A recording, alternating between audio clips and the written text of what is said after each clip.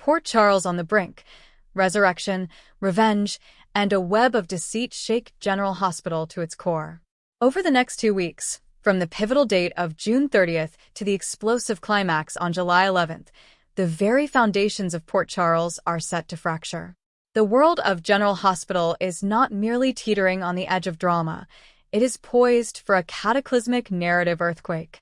What was once thought impossible is about to become terrifyingly real as long-buried secrets, insidious conspiracies, and the ghosts of the past return with a vengeance.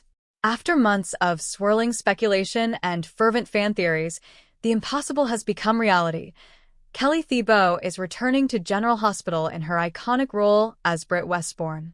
But this is no ordinary resurrection or a nostalgic cameo designed for a fleeting ratings boost. Britt's reappearance is the epicenter of a storm that will send shockwaves through the very core of Port Charles, detonating a narrative that is less about a gentle homecoming and more about a declaration of war.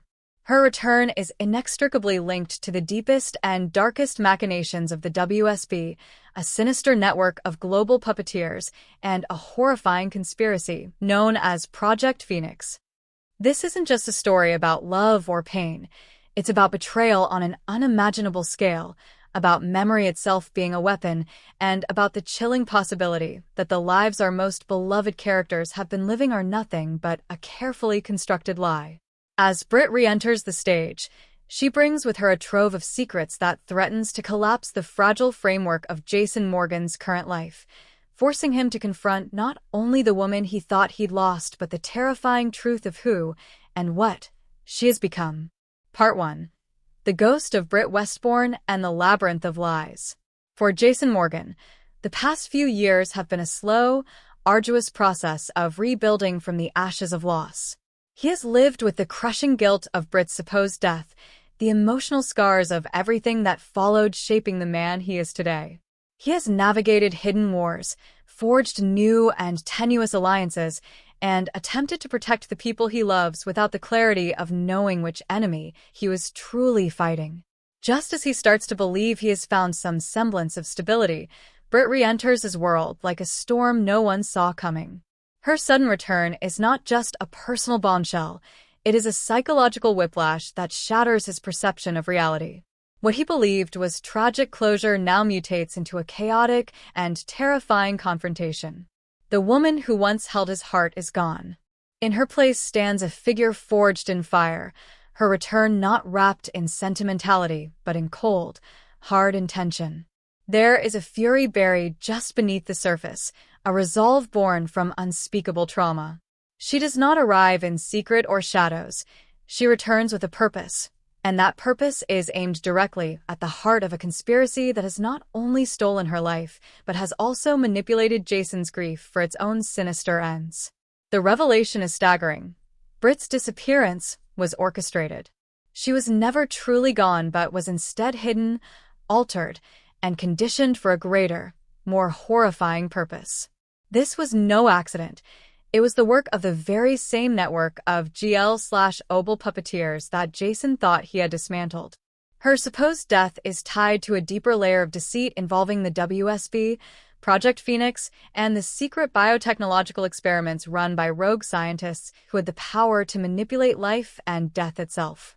Jason is forced to confront the unnerving possibility that the narrative that has shaped him, the guilt, the loss, the path he has walked since her death, was never truly in his control.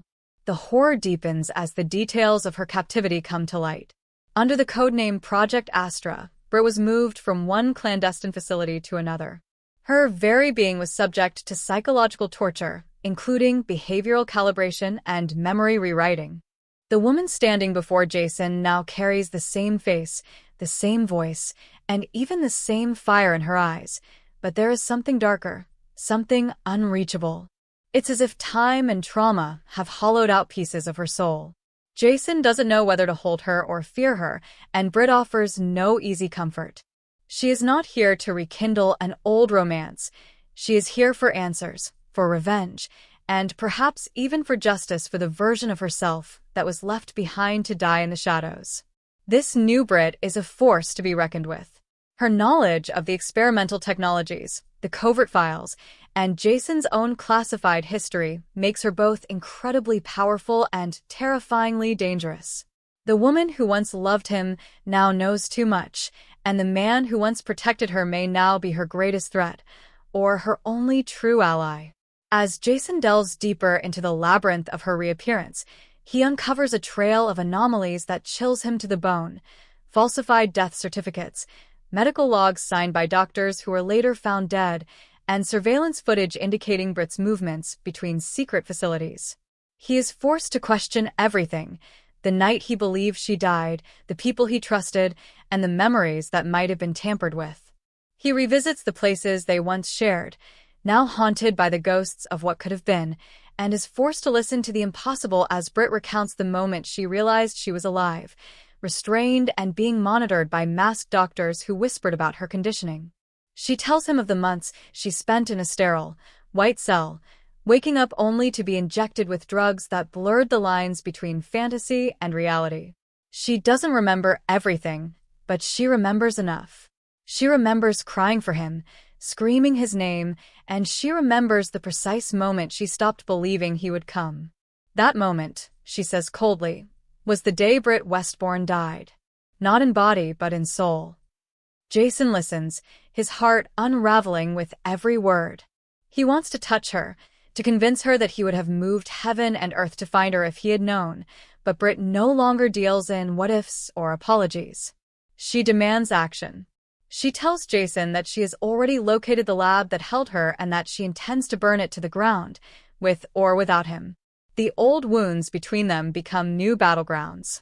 Jason knows that joining her could mean crossing lines he promised never to cross again, but letting her go now, knowing what was done to her, feels like a betrayal all over again. He is beginning to suspect that Britt's return was never meant to be a reunion. It was a trigger, a calculated move in a much larger game. Her presence is waking up memories he doesn't recognize, instincts he thought were long buried, and a rage he can't contain. Part 2: A City at War. Mobsters, marriages, and manipulation. While Jason is thrown into a vortex of personal and conspiratorial chaos, the rest of Port Charles is fighting its own wars, both in the shadowed alleys of the mob world and within the pristine walls of its most prominent families. The Corinthos fortress under siege. The relative peace that sunny Corinthos has fought to maintain is shattered by the arrival of a new, formidable threat: Sidwell. This is not a typical mob war fought over territory or revenue. Sidwell's games have escalated far beyond corporate sabotage or legal corruption. This is personal, a campaign of psychological warfare designed to tear Sunny down piece by piece. The chaos is not random.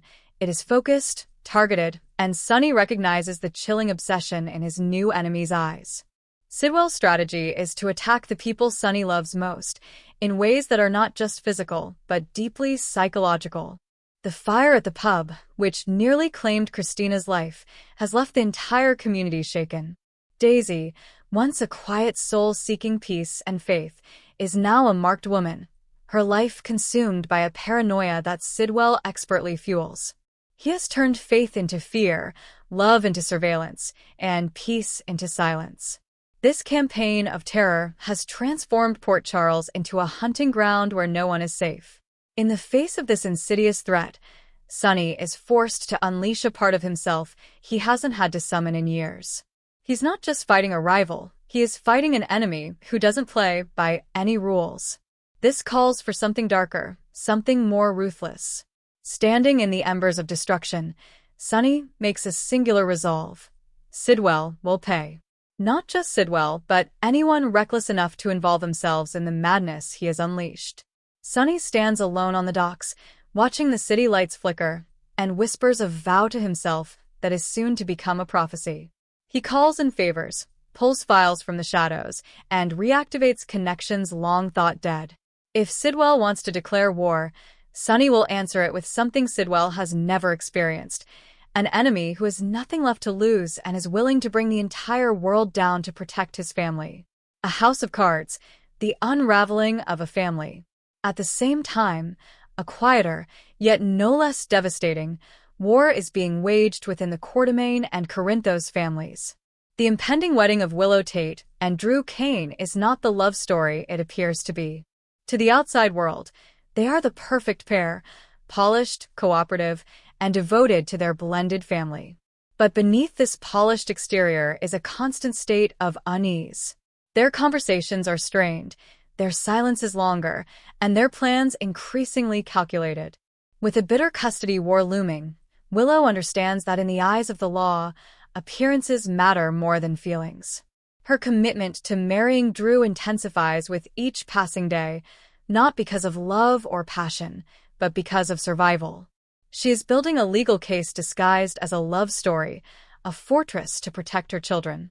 But the farther they walk down this path, the more haunted Willow becomes by what it all means. She had once loved Michael with every piece of her heart, but now he is a stranger watching from a distance, his cold detachment and silent judgment wounding her far deeper than any of his accusations. But instead of retreating, Willow resolves to harden. If he wants her gone, she will leave, but on her own terms, wearing white and holding another man's hand before a judge who will decide her children's fate. Ironically, it is the sabotage from Michael and Nina that drives the wedding forward with even more urgency. Willow knows that timing is everything. If she and Drew can be legally married before the final court review, it will send a powerful message of stability, unity, and permanence. She begins rushing plans, confirming dates, and finalizing documents, making sure every box is checked. Drew, though initially hesitant about the speed, quickly falls in line, realizing that any delay would be weaponized against them.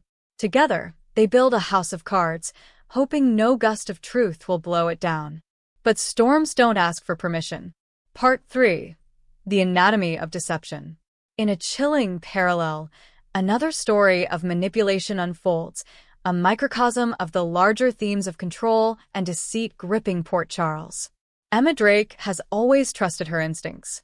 Trained by her mother, Anna Devane, to question, to analyze, and to remain calm under pressure, she learned from a young age how to separate truth from manipulation.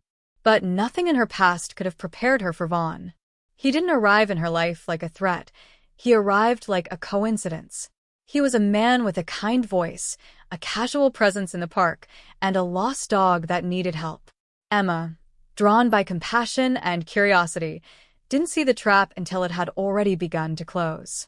Vaughn played his role with chilling precision, never once revealing his true intentions. He made her feel seen, understood, and even needed. The dog, seemingly innocent, became their bond, a shared mission, a simple mystery to solve. But what Emma didn't know was that the dog was never lost, and Vaughn was never harmless. The adjustments he made to her world began slowly. One minor distraction here, one offhand comment there. Vaughn began planting subtle doubts in Emma's mind, about Jason, about Jocelyn, about Dalton. He framed it all as concern, as casual observation, but his words carried poison. He had studied her habits, dismantled her support system, and isolated her. And now he was ready for the final move. This was not about affection, it was about power. Emma had become a key player in something far bigger than she understood, and Vaughn was the one sent to turn her into a pawn. The adjustments he made to her world weren't just psychological. He had tampered with her research files and altered her access logs. And worst of all, he had gained just enough of her trust to insert himself into the one thing she guarded most fiercely, her mission to expose Dalton. Now, as the pieces begin to shift violently around her, Emma can feel the pressure closing in. The danger is no longer theoretical. It is real, tangible, breathing, and it is in her home. Conclusion: the coming storm. As the next 2 weeks unfold, the intricate threads of these separate wars will begin to weave together into a terrifying tapestry of chaos and revelation.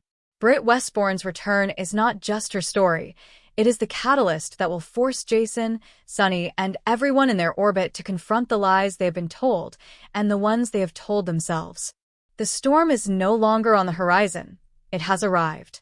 The ground has been laid, the players are in position, and as the doors of the chapel prepare to open, no one, not Michael, not Drew, not even Willow herself, can foresee the chaos about to unfold. Because the real shock isn't that the wedding is happening. The real shock is what will happen when it does. In Port Charles, some ghosts don't stay dead, and some love stories don't end. They evolve into war. Thanks for watching this videos. Please hit the subscribe button for more updated news.